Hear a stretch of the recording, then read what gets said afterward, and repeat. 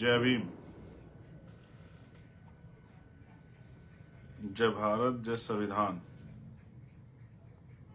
जय मंडल, जय जोहार। आज का ये विशेष लाइव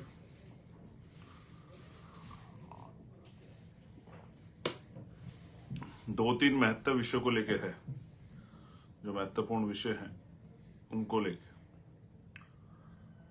और मैंने इस महसूस किया कि ये समय ऐसा है कि सभी लोग, जो नॉर्थ के लोग हैं जहां पर इस समय सर्दी है, वो अपने घरों में बिस्तरों में पहुंच जाते हैं और अपनी समय का सदुपयोग वो इस लाइव को सुनकर और इस लाइव में मेरे द्वारा जो बातें कही जाएंगी उनको जानकर अमल में लाके कर सकते हैं। सम्मानित बहुजन समाज के बहनों भाइयों, मेरे सम्मानित बुजुर्गों, छोटे भाइयों, छोटी बहनों, आज का ये विशेष लाइव संविधान सभा को लेकर है। उसके साथ साथ कुछ और बातें भी मुझे आज बहुजन मिशन मूवमेंट के साथियों से कहनी, और ये सब बातें, इन सब बातों की अहमियत है।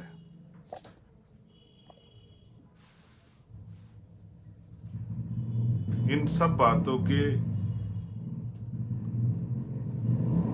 कुछ उद्देश्य हैं, मकसद है,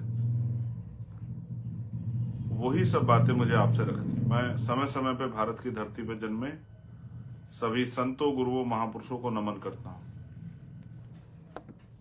महात्मा बुद्ध से लेके संत श्रोमणी सतगुरु रविदास, भगवान वाल्मीकि, गुरु नानक देव, संत कबीर, गुरु घासीदास, नारायणा गुरु, राष्ट्रपिता ज्योतिबा फूले, छत्रपति साहू जी महाराज, छत्रपति शिवाजी राजे, डॉक्टर बाबा साहब अम्बेडकर, पेरियार रामास्वामी नायकर, पैरलेले यादव, मामना रामसु वर्मा, संत राम बी ए प्रजापति, बाबू शिव दयाल चौरसिया, सर छोटू राम, बाबू जगदेव प्रसाद कुशवाहा, जननायक कपूरी ठाकुर, भगवान बिरसा मुंडा, मान्यवर दीनाबाना वाल्मीकि साहब, मान्यवर काशीराम साहब, और देश की आजादी के लिए बलिदान देने वाले सभी शहीदों को नमन करता हूं। उन माओं को, वीरांगनाओं को भी नमन करता हूं जिन्होंने सामाजिक परिवर्तन के आंदोलन में या महिलाओं पे जो गुलामी थोपी गई थी उसके विरोध में आंदोलन में हिस्सेदारी की। माँ जिजाऊबाई, माँ सावित्रीबाई फूले, माँ फातिमा शेख, माँ अहिल्याबाई होलकर, माँ अवंतिकाबाई लोधी, माँ झलकारी बाई, माँ फूलन देवी,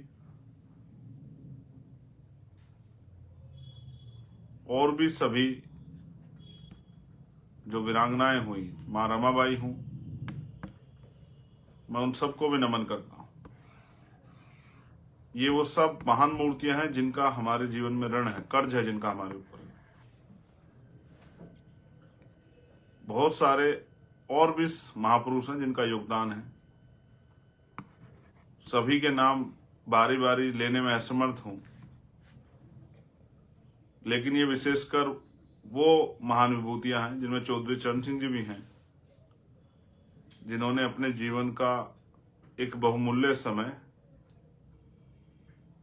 कमजोर, हक वंचित, किसान, नौजवान, कमेरा, मेहनतकश महिलाओं की तरक्की के लिए लगाया, और उन्होंने समाज को दिशा दी।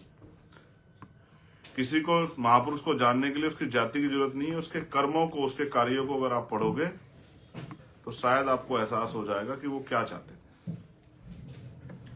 आज का तो समय जाति का समय है, धर्म का समय है। हम जाति के आधार पर नेता बनाते हैं और जाति के आधार पर नेता मानते हैं।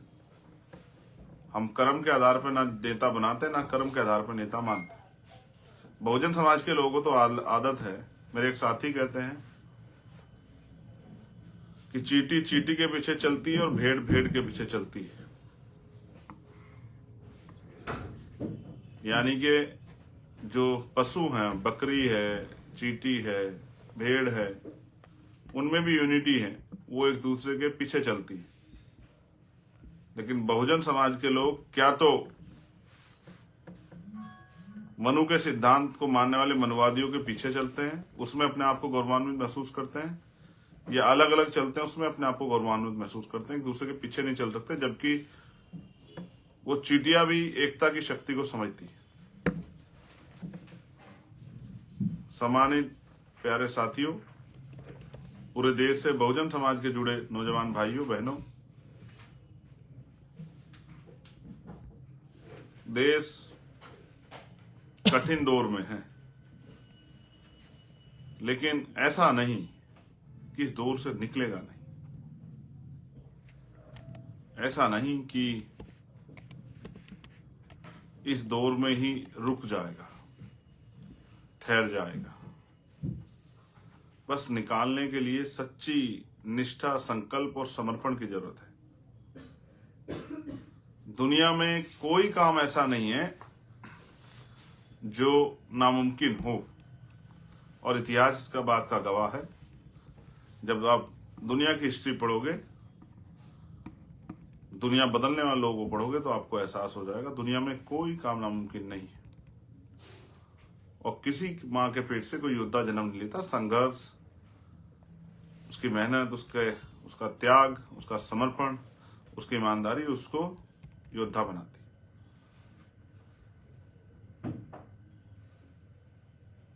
उसके मन में जो अन्याय से कि जो पीड़ा पैदा हो जाती है, कुछ लोगों के मन में कोई बात लग जाती है, कोई परिवर्तन के लिए कुछ करता है। आज मैं बहुजन समाज के लोगों में बड़ी निराशा देख रहा हूं। दिल्ली के साथियों से मैंने बात की तो उनमें भी थोड़ी सी निराशा थी, मगर उन्होंने मुझे एक आशा दी। उन्होंने कहा, भैया 22 तारीख को संविधान सभा बुलाएंगे, इस तारीख को जरा सा आप गौर कीजिए। बहुजन समाज के लोगों से मेरा आग्रह है, वैज्ञानिक दृष्टिकोण रखने वाले, तार्किक दृष्टिकोण रखने वाले और मानवता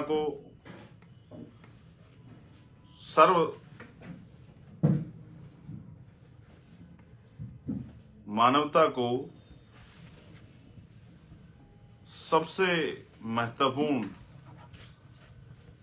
धर्म मानने वाले, इंसानियत को सबसे महत्वपूर्ण धर्म मानने वाले उन सभी साथियों से मैं कहना चाहता हूं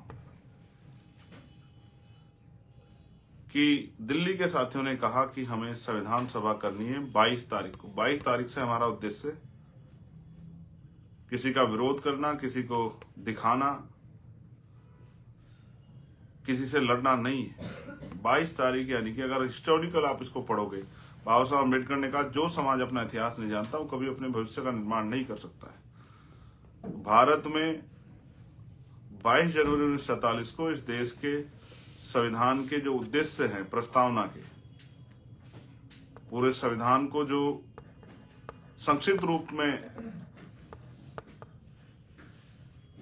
परिभाषित किया गया, वो संविधान की प्रस्तावना, उस प्रस्तावना के जो उद्देश्य हैं, जो लक्ष्य हैं, उनको स्वीकार किया गया 22 जनवरी 1947 को। एक लंबा समय हो गया, 75 साल से ज्यादा का समय हो गया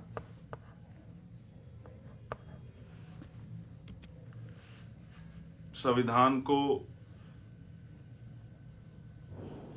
अपने स्वरूप में आए,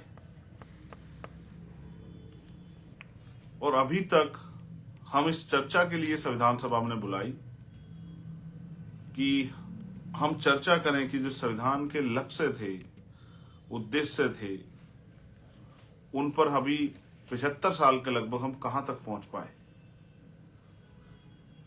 क्या अवसर की समता मिल पा रही है? समता मूलक समाज बन पाया है? धर्म के आधार पे, धन के आधार पे जो गैर बराबरी वो खत्म हो गई है? सभी को अपने धर्मों को मानने के लिए जो उपासना की स्वतंत्रता, प्रतिष्ठा और अवसर की समता का जो सिद्धांत था, वो कहां तक पहुंच पाया है? और वो जो पहली लाइन, हम भारत के लोग, क्या वास्तविकता में हम सब लोग भारत के लोग बन पाए? क्योंकि राष्ट्र का जो सपना था वो दीवारें नहीं थी। क्या भारत में व्यक्ति की कदर जाति से ऊपर उठ के, धर्म से ऊपर उठ के अभी तक हो पाई है? और क्या भारत उन ऊंचाइयों को छू रहा है जिन ऊंचाइयों को छूने के लिए भारत की, एक आजाद भारत की कल्पना की गई थी? हम भारत के लोग, क्या भारत के लोग जागरूक हो पाए हैं? क्या भारत के लोग अपने अधिकारों को जान पाए हैं? क्या भारत के लोग अपने कर्तव्यों को जान पाए हैं? उनकी इस देश के प्रति कर्तव्य क्या हैं, क्या उनको समझ पाए हैं? उनके अधिकार इस देश में क्या क्या उनको जान पाए हैं? उनका कौन सा व्यवहार उचित है, क्या इस बात को समझ पाए हैं? कौन सा व्यवहार अनुचित है, क्या इस बात को पे वो सावधान हो पाए हैं? क्या 70 साल से ज्यादा के लोकतंत्र में सभी घरों पे पक्के मकान बन गए सभी के लिए? देश में हर जाति धर्म के व्यक्तियों को अच्छा खाने पीने की व्यवस्था सरकार ने करा दी है क्या? देश में बेरोजगारी खत्म हो गई है क्या? देश में महंगाई खत्म हो गई क्या, काबू में आ गई है क्या? रेप होना देश में बंद हो गया है क्या? जाति के आधार पे हत्या होनी बंद हो गई है क्या? जो किसान हैं उनकी आय दोगुनी हो गई है क्या? जो मजदूर हैं उनको न्यूनतम वेतन मिल रहा है क्या? जिन पे भूमि नहीं थी उनको भूमि मिल गई है क्या? जिनके पास उद्योग नहीं थे उनके पास उद्योग उनको मिले या नहीं मिले? कितने लोग हैं जो सीमित साधन संसाधन होने के कारण उन अच्छी पढ़ाई उनको में कोई बाधा उनके आगे उत्पन्न नहीं हो रही है? क्या सब लोगों को अच्छा इलाज और अच्छी पढ़ाई की व्यवस्था हो रही है क्या? क्या अच्छी सड़कें, अच्छे गांव बन गए हैं क्या? क्या सभी जगह बिजली, पानी की, साफ पानी के पीने की व्यवस्था हो गई क्या? शौचालय बन गए क्या? इसका एक डाटा बेसिस हमने कार्यक्रम तैयार किया एनालिसिस करने के लिए, और ये इसके लिए मैं बधाई दूंगा हमारे दिल्ली के नेताओं को, भाई हिमांशु जी को, भाई महेश जी को, भाई जैन साहब को, भाई राकेश कसाना जी को, भाई समीर जी को, बाबर भाई को, सिकंदर भाई को, वीर सिंह जी को, और जो हमारे तमाम साथी और हमारी बहनें जो यहाँ काम करती हैं दिल्ली में,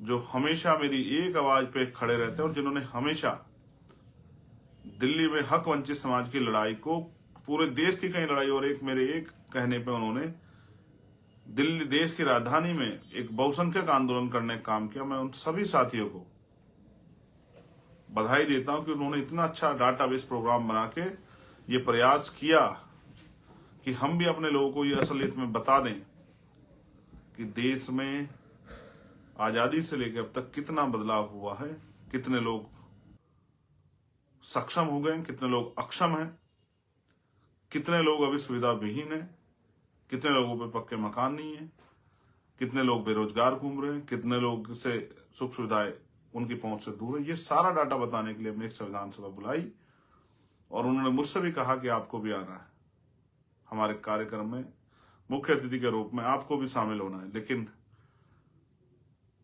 केंद्र सरकार के तानाशाही के कारण वो परमिशन कैंसिल कर दी गई कि आप वो जगह जो सुप्रीम कोर्ट ने प्रोटेस्ट के लिए, राइट टू प्रोटेस्ट जो है, विरोध का जो अधिकार मिला है, अपनी बात को रखने का जो अधिकार मिला है, अपनी समस्या को कहने का जो अधिकार मिला जिस जगह पे, उस पे भी वो सभा नहीं होने दी जाएगी, ऐसा जो है ऑर्डर यहाँ के पुलिस के अधिकारियों ने हमारी एप्लीकेशन पर लिखकर दे दिया। उन्होंने जो तैयारी एक एक पैसा जुटा के की थी, उनकी तैयारी धरी रह गई, क्योंकि हमारे पुलिस के साथियों को मैं उनकी गलती नहीं निकालता, ऊपर के लोगों का आदेश है कि कोई संविधान सभा नहीं होने दी जाए, क्योंकि उनका मानना है कि 500 साल के बाद राम अयोध्या वापस आ रहे हैं, केंद्र सरकार का ऐसा मानना है। और मुझे बड़ी खुशी है इस बात की कि अयोध्या में जो कार्यक्रम हो रहा है और जब वहां प्राण प्रतिष्ठा हो जाएगी, राम स्थापित हो जाएंगे, तो इस देश की भुखमरी, इस देश की बेरोजगारी, इस देश में जाति के आधार पर, क्योंकि शायद वो तो जाति को नहीं मानेंगे, वो जो अपने मंदिरों में दलितों के, आदिवासियों के, पिछड़े वर्गों के लोगों के घुसने पे पाबंदी नहीं लगाएंगे, वो तो जाति के आधार पर जो हिंसा हो रही है, वो तो शायद हिंसा करने वालों को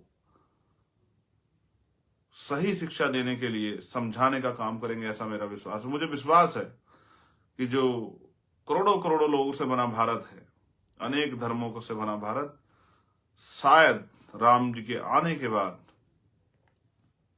कोई अपने घर में या देश में कहीं भी कोई भूखे पेट नहीं सोएगा, कोई भी गंदा पानी पीने के लिए मजबूर नहीं होगा, इलाज ना मिलने के कारण किसी के माँ बाप की, किसी के भाई बहन, किसी की पत्नी की, किसी की बेटी की, किसी बेटे की जान नहीं जाएगी। महिलाओं के साथ जो रेप हत्याएं बड़े पैमाने पे होती है, एनसीआरबी डाटा कहता है शायद अब 22 तारीख के बाद, कल के बाद, वो हत्याएं, उन बहन बेटियों का अपमान इस भारत में बंद हो जाएगा, ऐसा मेरा विश्वास है।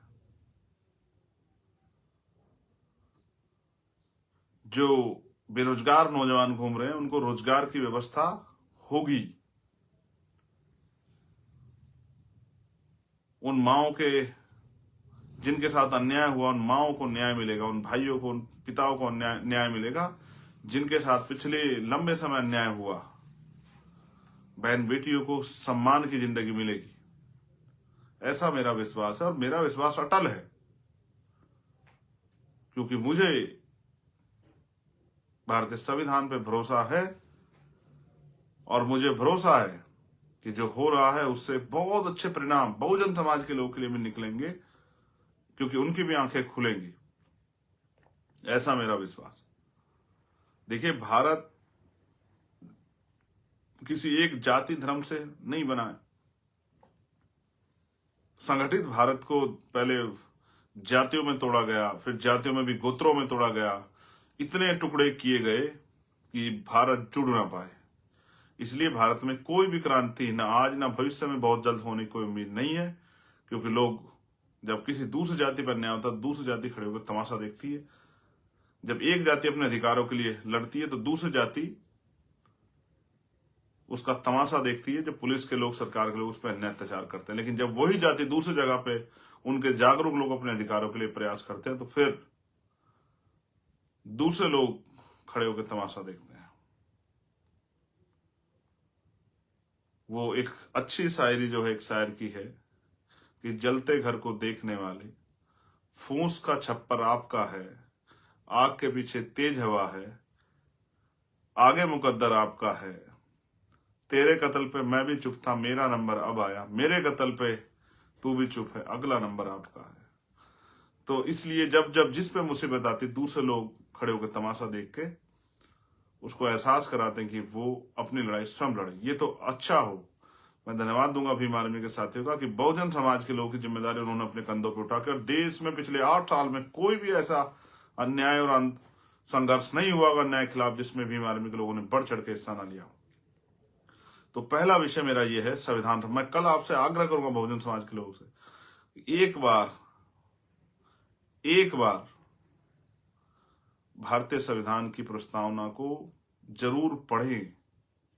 किसी को दिखावे के नहीं, अपने लिए पढ़ें कि जानकारी हासिल करें और महसूस करें कि जिन लोगों ने संविधान में आस्था, विश्वास, जिन लोगों ने संविधान को लेकर भारत का, बिना भारत संविधान के भारत का सपना पूरा नहीं हो सकता है, बिना संविधान के भारत की कल्पना नहीं हो सकती है, और बिना संविधान में मिले हुए अधिकारों के बदौलत इस देश में धार्मिक जो मान्यताएं हैं, उनके जो अधिकार हैं वो भी नहीं हो सकते हैं।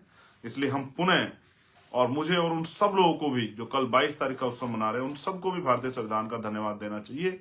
और साथ साथ मैं आपसे ये कहूंगा कि क्योंकि अभी तक हम लोग संविधान के उन प्रस्तावना के उन उद्देश्य संकल्पों से बहुत मीलों पीछे हैं, तो हमें ये भी तय करना चाहिए कल एक अच्छे दिन पर कि भाई हमें इस देश के संविधान की जो संकल्प था, उद्देश्य थे, उसको भी पूरा करना है। मेरा अटल भरोसा है कि आपके दिमाग में जो चल रहा है कि भाई क्या होगा क्या होगा, मैं आपको विश्वास से कहता हूं जो कुछ हो रहा है वो हमें जागरूक करने के लिए, समझदार बनाने के लिए, हमें तैयार करने के लिए हो रहा है। हमें तैयार होना चाहिए। मैं तो ये मानता हूं जिनका राज होता है उन्हीं का धर्म होता है, जिनका राज नहीं होता उनका धर्म भी नहीं होता है। इसलिए मेरी आपसे अपील है बहुजन समाज के सभी बुद्धिजीवियों से, कर्मचारियों से, नौजवानों से, उद्यमियों से कि निराश ना हो, किसी भी बात से निराश ना हो। ये भारत लोकतांत्रिक देश है। राजनीतिक ताकत आती है जाती है, लेकिन राजनीतिक ताकत का प्रयोग अगर जनहित में हो तभी लोकतंत्र में देश तरक्की कर सकता है। और अगर चंद पूंजीपतियों के लिए, चंद ताकतवर लोगों को ताकतवर करने के लिए राजनीतिक शक्तियों का प्रयोग होने लगे तो फिर लोकतंत्र मजबूत नहीं होता, लोकतंत्र कमजोर होता है। जब अब विरोध की आवाज को कुचल दिया जाए, गोलियों से उसका स्वागत किया जाए, उस पर लाठियां भांजी जाए, झूठे मुकदमे लगा के जेल में डाल दिया जाए, तो फिर जो है लोकतंत्र की हत्या होती है। असल लोकतंत्र वही जहां अभिव्यक्ति की आजादी है। मैं सीमाएं समझता हूं कि आपको किसी धर्म का उपहास उड़ाने की, किसी के ऊपर टिप्पणी करने का कोई अधिकार नहीं है, लेकिन संवैधानिक रूप से अपनी बात को रखने का अधिकार भी संविधान हमें देता है। वही संविधान जिसने इस देश में आस्था के प्रतीक राम जी को न्याय दिया, वही संविधान आपको और मुझको भी हमारी धार्मिक आजादी, इस देश के मुसलमानों को, ईसाइयों को, बौद्धिस्टों को, जैनों को, आदि धर्मियों को अपने धार्मिक आजादी को भी देता है। और फिर मैं कहूंगा, बाबा साहब अम्बेडकर ने कहा कि सिर्फ विरोधी होने के नाते विरोध करना, मैं इससे सहमत नहीं हूं। मैं बिल्कुल इससे सहमत नहीं हूं कि अगर हम किसी के विरोधी हैं तो उसका इस बातें विरोध करें कि जो सही हो उस पर विरोध करें। मैं सिर्फ आपकी आंखें इसलिए खोलना चाहता हूं कि आप हालातों को समझिए। इस देश में सरकारी नौकरियां खत्म है, महंगाई कमर तोड़ रही है। सर, पहले कमजोर वर्गों के लिए स्कॉलरशिप आती थी, उनके लिए अच्छे छात्रावास बने हुए थे, उनके लिए हायर एजुकेशन का बजट आज सब खत्म हो गया है। स्कूल बंद किए जा रहे हैं, अच्छे हॉस्पिटल नहीं बन पा रहे, हॉस्पिटलों में इलाज नहीं है, पीने के लिए साफ पानी की व्यवस्था भी नहीं है। एक मेरे साथी ने मध्य प्रदेश का एक सर्वे दिया था कि अभी भी मध्य प्रदेश में गादला पानी, गंदा पानी पीने के लिए लोग मजबूर हैं, कच्चे घरों में रहने के लिए लोग मजबूर हैं। और मैंने भी प्रयास किया था मध्य प्रदेश के लोग मेरा साथ दें, लेकिन अभी शायद उनको ने वो विश्वास नहीं जगाया जो विश्वास उनको जगाना चाहिए था। कोई बात नहीं, हम लोग प्रयास करते रहेंगे निरंतर। एक सबसे बड़ा मसला ईवीएम का, तो मैंने कहा कि राजा की जान तोते में है। अब उस तोते से भी, उस तोते को भी ठीक करके भारतीय लोकतंत्र की व्यवस्था करने का समय आ गया है। और फरवरी में हम लोग एक बड़ा, अभी जल्दी हम लोग एक नेशनल मीटिंग बुला के फरवरी में एक बड़ा डिसीजन लेंगे और जनमत जुटा के एक बड़ा आंदोलन, अनिश्चितकालीन आंदोलन हम लोग दिल्ली में जंतर मंतर या रामलीला मैदान पर जहां भी उपयुक्त होगा वहां करना शुरू करेंगे। और एक एक चीज फैक्ट के साथ लोगों के सामने रखेंगे किस तरह से लोगों की वोटों की चोरी हो रही, और इससे बचाव सिर्फ हम पे, सिर्फ समस्या नहीं है, इसका रोकथाम, इसको फेयर करने की व्यवस्था भी हम पे है।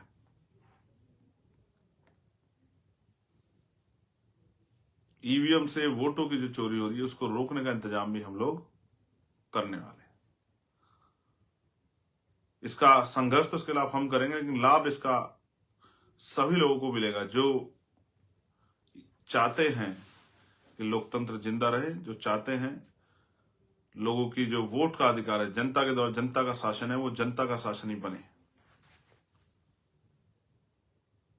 तो ईवीएम पे मैं अगली बार अपनी पूरी बात रखूंगा, पूरी तथ्यों के साथ, और जल्द ही कमेटी की मीटिंग में हम लोग डिसीजन देंगे कब हम लोग अनिश्चितकालीन आंदोलन शुरू करेंगे, जैसा कि मेरा सुझाव है कि ये होना चाहिए देश के लोकतंत्र को बचाने। अभी मेरा आपसे आग्रह है कि आप आशावादी बनिए, उम्मीदवादी बनिए और अपने इतिहास को याद कीजिए कि हमने कहाँ से शुरू किया था।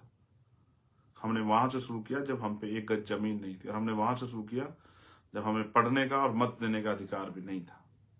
क्या लोग अपने वोटों के प्रति जागरूक हैं? इन सब को लिए भी हमें लोगों को जागरूक करना पड़ेगा, और जागरूक करना ही असल लड़ाई है। जैसे जैसे जैसे अभी 10% लोग जागरूक हुए तो संघर्ष यहाँ है। जिस दिन 50% लोग जागरूक हो जाएंगे, देखिए संघर्ष कहाँ होगा। और जिस दिन 100% लोग जागरूक होंगे, उस दिन इस देश में, ये देश संविधानवादी देश हो जाएगा, मानवतावादी देश हो जाएगा, और किसी भी तरह की भ्रष्टाचार, चोरी, लूटपाट और अपराध की कोई गुंजाइश भ्रष्टाचार की नहीं रहेगी। आप सभी के लिए मेरी बहुत मंगल कामनाएं। आप सभी के लिए मंगल कामनाएं। स्वस्थ रहिए, दीर्घायु रहिए, कानून का पालन करते रहिए। और एक अपील मेरी अपने उन सभी भाइयों से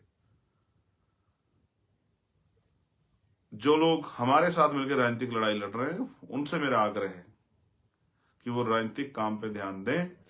और राजनीतिक काम किसी का उपवास उड़ाना, किसी पे टिप्पणी करना, किसी को बुरा कहना नहीं होता। अपने काम को, अपनी योजनाओं को लोगों के बीच बताना होता है, तभी आप लोग राजनीतिक तरक्की कर सकते हैं। अभी मुझे इस बात का बड़ा दुख है कि बहुजन समाज के लोग सिर्फ